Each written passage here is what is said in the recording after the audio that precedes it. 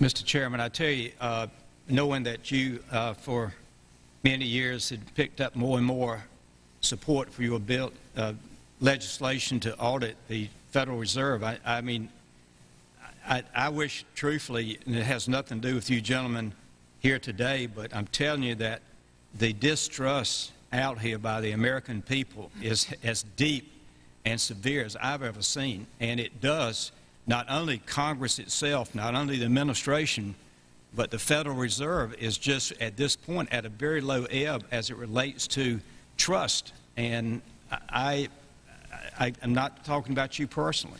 You're two men of high integrity, I know that. But right now, the Federal Reserve is not held in high esteem by many people in this country. I'll yield back. I thank the gentleman. I have a few short questions, and then we'll finish up. The one thing is, on a follow-up on what Mr. Jones says, is the confidence is very low. But when you speak of independence, and I understand your terms, and I disagree with the need for that, but I understand it.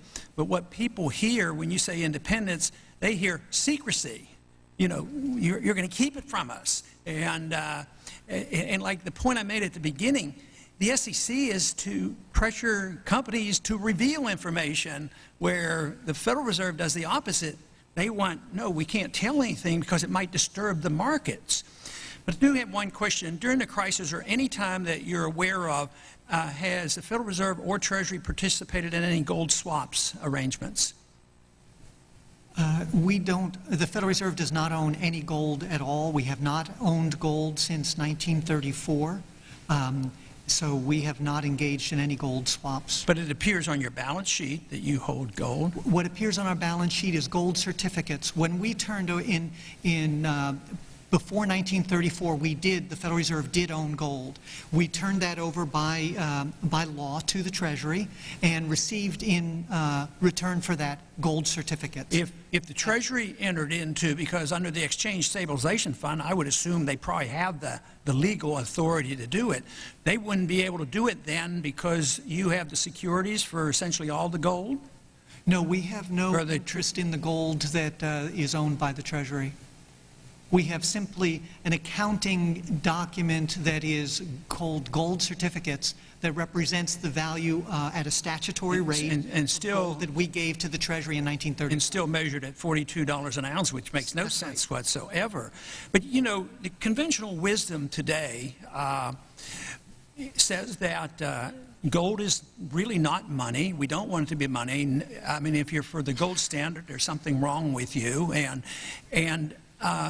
Yet we hold the gold. And, you know, there have been suggestions made, and I've sort of, you know, encouraged the suggestion.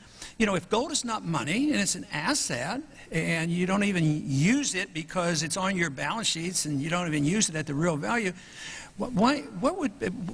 would you have a position on this? Why shouldn't the Treasury just sell the gold, give it back to the people? The people had it at one time. Let the people have it. Would you have any objection to that? Would you advise us and say, no, that's not good. We ought to hold the gold. Do you think holding the gold is a good idea or a bad idea? So I have no position on that at all. That's clearly no position. The Treasury.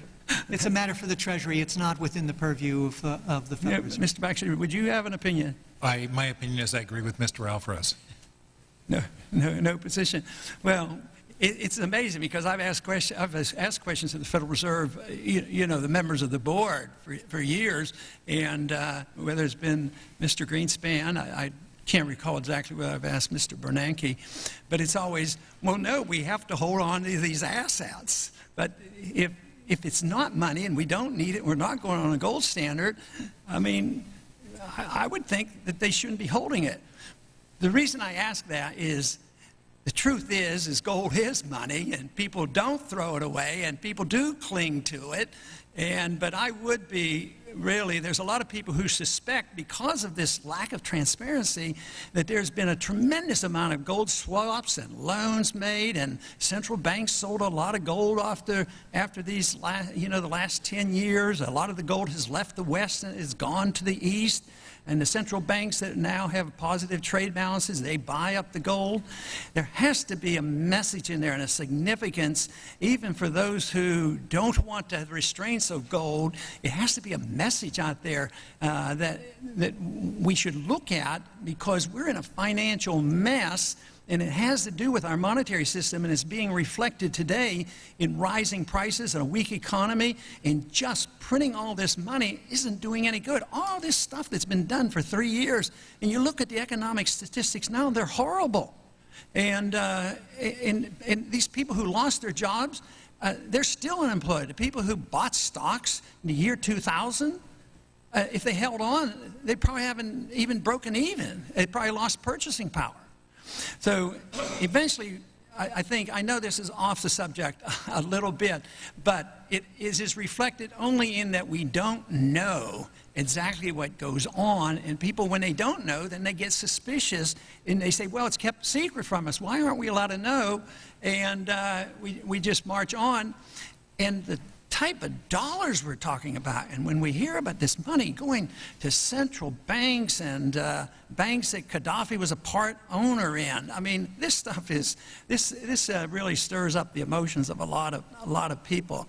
But I do appreciate you being here, and I know that there'll be a lot of questions. There will be written questions submitted, and we'd appreciate your cooperation and send us our answers back. And I thank you. Thank you very much. Thank you, Chairman. This hearing is adjourned.